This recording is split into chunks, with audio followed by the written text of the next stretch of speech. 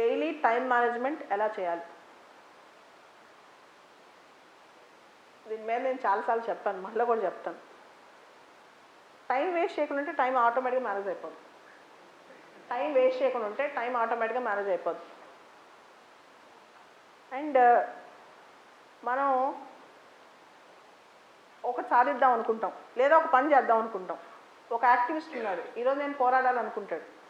ఆ పోరాటం తప్ప ఇంకో పని చేస్తాడా? ఇప్పుడు మహాత్మా గాంధీ గారు ఉన్నారు. ఆయన జీవితాంతం ఏం చేశారు? 1915లో ఇండియాకి వచ్చిన తర్వాత 1948 జనవరి 30 వరకు పోరాడుతూనే ఉన్నారు. ఓకే, ఒక లక్ష్యం పెట్టుకుని సక్సెస్ కాదా పక్కన పెట్టండి, మన టైంని కేవలం దానికోసమే పెట్టాలి. మిగతావన్నీ సెకండరీ. కేవలం మనం ఏది అనుకున్నామో దానికోసం మన టైం మనం ఉంది. మిగతావన్నీ సెకండరీ. ప్రతి లైఫ్లో, నా లైఫ్ అనుకోండి, లిటరల్గా నా లైఫ్ తీసుకోండి ఒకసారి. నాకు ఒక చిన్న బాబు ఉన్నాడు. ఓకే, చిన్న బాబు.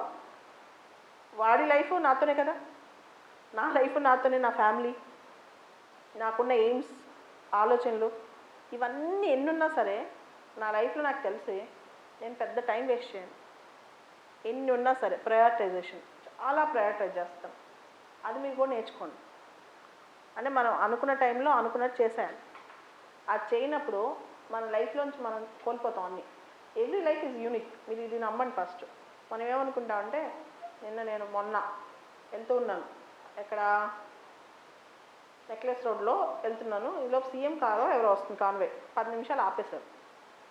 10 నిమిషాలు పోలీసులు అందరు కార్లు ఆపేశారు, నా కారు కూడా ఆపేశారు. నాకు ఆలోచన ఒకటే వచ్చింది, ఇప్పుడు CM is serving the Telangana are PM is serving the nation.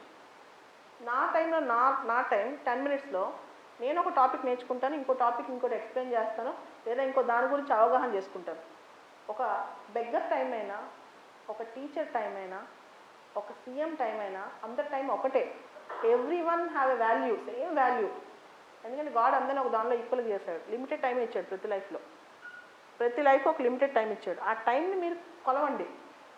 నిజంగా ఆ రోజు ఇంకా 10 మినిట్స్ వేస్ట్ అనేది ఇంకా ఆలోచిస్తూనే ఉన్నాను. నేను ఎందుకు కార్లో 10 మినిట్స్ వేస్ట్ చేయాలి? నా పని నాది, సీఎం పని సీఎంది, పిఎం పని పిఎంది, అంతేనా? మీ పని మీది. ఈవెన్ ఏ బెగ్గర్, నేనని కాదు, ఒక బెగ్గర్ టైం కూడా ఈక్వల్. అతను కూడా ఒక పర్పస్ ఉంది లైఫ్లో.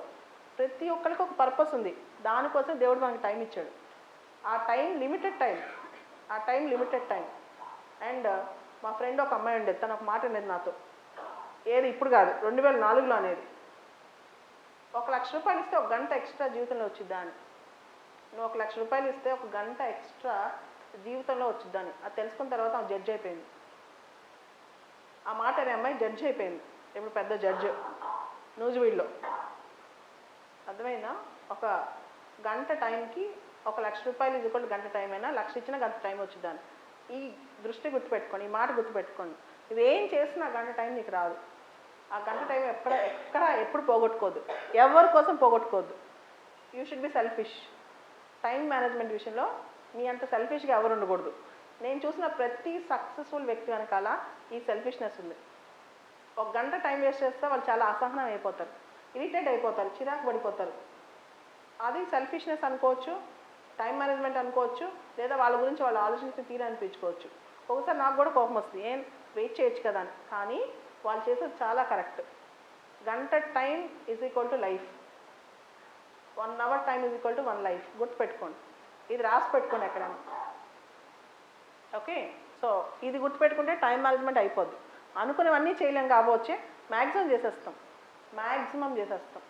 Because 1 hour is equal to 1 life. నేను పాటించే సూత్రం ఈరోజు కూడా ఇదే. ఒక 2-3 అవర్స్ వేస్ట్ అయితే ఇంక నేను ఆ నెలంతా 2-3 అవర్స్ మర్చిపోను, ఆ వ్యక్తిని మర్చిపోను. అంత బాధ పడుతూ ఉంటాం మనసులో, లోపల నా టైం వేస్ట్ అయిపోయిందని. అండ్ ప్రతి ఇంట్లో సమస్యలు వస్తాయి కదా, మా ఇంట్లో కూడా వస్తాయి. కానీ ద బెస్ట్ వే ఏంటి తెలుసా? సమస్య వచ్చి దానిలో 1 డే వేస్ట్ చేయటం కన్నా ఆ సమస్యను అక్కడ వదిలేయటం బెటర్ అనిపించింది. ఓకే, సమస్య వచ్చింది అనుకోండి, దానిలో కూర్చున్నాం అనుకోండి, ఒక రోజంతా వేస్ట్ అయిపోద్ది. దాన్ని వదిలేసాం అనుకోండి, ఆ రోజు వల్ల మనం గెయిన్ అవుతాం కదా. I give more value to time. ఇలానే ప్రతిదీ అంతే. అండ్ ఇది నేను ఆలోచించే విషయం, మీకు వర్తించకపోవచ్చు, మీరు నా అంత ఓల్డ్ కాదు, మీరు అందరూ చాలా యంగ్ కాబట్టి. మన ఎనర్జెటిక్గా మన స్ట్రెంగ్త్తో ఎన్ని సంవత్సరాలు పనిచేస్తాం? ఉదాహరణకి నేనున్నాను అనుకోండి, ఇంకా ఎన్నాళ్ళు పనిచేస్తాను? 10 ఏళ్ళు పనిచేస్తాను, 20 ఏళ్ళు పనిచేస్తాను. ఆ తర్వాత నేను అవుట్డేటెడ్ కదా. మీరు గొప్ప వాళ్ళని తీసుకోండి, సోక్రటీస్ నుంచి, న్యూటన్ నుంచి, ఐన్స్టీన్ నుంచి, స్టీఫెన్ హాకింగ్ వరకు, లేదా మహాత్మా గాంధీ నుంచి జవహర్లాల్ నెహ్రూ వరకు, కామన్ మ్యాన్ వరకు. ఎంతకాలం మనం పనిచేసి ఎంతకాలం మనం ఏదైనా చేయగలం? మన కోసమైనా, ప్రపంచం కోసమైనా, దేనికోసమైనా కొంతకాలం, కరెక్ట్ కదా. ఈ కొంతకాలాన్ని వేస్ట్ చేస్తే తర్వాత ఎంత రిపెంట్ అయినా ఏముండదు. So this is my philosophy. నేను బాగా ఆలోచిస్తాను, ఏమో కొన్ని రోజుల తర్వాత ఆరోగ్యం ఇలానే ఉంటుందో లేదో, కొన్ని రోజుల తర్వాత ఈ మాత్రం నేను వర్క్ చేయగలనో లేదో, ఈ భయం చాలా ఎక్కువ వేస్తుంటుంది నాకు. సో ఈరోజు ఎక్కువ వర్క్ చేద్దాం, రేపు ఏం జరుగుతుందో మాకు తెలియదు. ఎందుకంటే నేను అనుకుని చేయకుండా వదిలేసి వెళ్ళిపోవాలని నాకు అనిపించదు. మీకు ఒక స్టోరీ చెప్తాను, నాకు ఇన్స్పిరేషన్ స్టోరీ బాగా. రవీంద్రనాథ్ ఠాగూర్ తెలుసు కదా. రవీంద్రనాథ్ ఠాగూర్ దాదాపు 80 సంవత్సరాలు బతికారు. నోబెల్ లిటరేచర్ ప్రైజ్ వచ్చింది గీతాంజలి బుక్కి.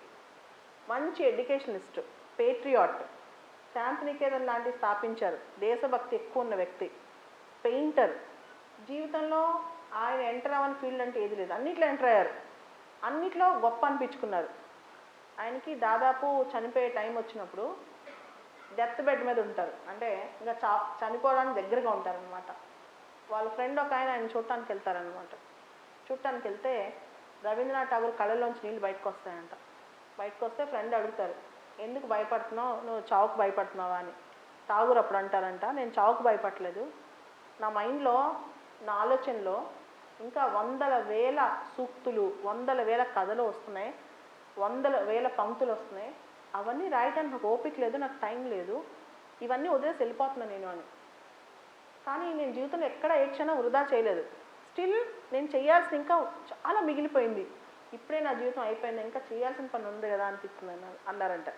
అంటే అంత గొప్ప వ్యక్తి, అన్ని సాధించిన వ్యక్తికే టైం సరిపోలేదంటే మనలాంటి వాళ్ళం మనం ఎంత అనిపించింది నాకు. సో కాబట్టి ఇవన్నీ గుర్తొస్తాయి. ఒక్క క్షణం కళ్ళు మూసుకున్నా, ఒక్క క్షణం పడుకున్నా, ఒక్క క్షణం డైవర్ట్ అయినా చాలా గుర్తొచ్చి మళ్ళా స్టార్ట్ చేస్తారు వర్క్ చేయడం. సో మీరు కూడా ఇదే గుర్తుపెట్టుకోండి, ఎంత గొప్ప వ్యక్తికైనా టైం మాత్రం ఒకటే ఇచ్చారు. దేవుడు ఒక్క విషయం అందరిని సమానంగా చూశాడు, దేనిలో చూసినా చూడకపోయినా ఒక విషయంలో మాత్రం అందరు ఈక్వల్. అంబానీ నుంచి, బిల్ గేట్స్ నుంచి, మోడీ నుంచి, నీ వరకు నా వరకు అందరూ ఒకటే. ఏం తెలుసా, టైం ఒకటే, ఈక్వల్ డిస్ట్రిబ్యూషన్. ఎక్కడ ఈక్వల్ డిస్ట్రిబ్యూషన్ కనపడదు ప్రపంచంలో, దేనిలో కూడా ఈక్వల్గా సమానంగా ఏది దొరకదు. కానీ టైంలో మాత్రం అందరికి ఒకటే time. And that is balance. అదే బ్యాలెన్స్. మనం ఏమనుకుంటాం, బ్యాలెన్స్ అనేది ఉందా, 19 అలా పుట్టించాడు, 19 ఇలా పుట్టించాడు, కానీ ఒక విషయంలో మొత్తం బ్యాలెన్స్. That is time. గుర్తుపెట్టుకోండి, time is the most important thing. దాన్ని అందరికీ సమానంగా ఇచ్చాడు దేవుడు.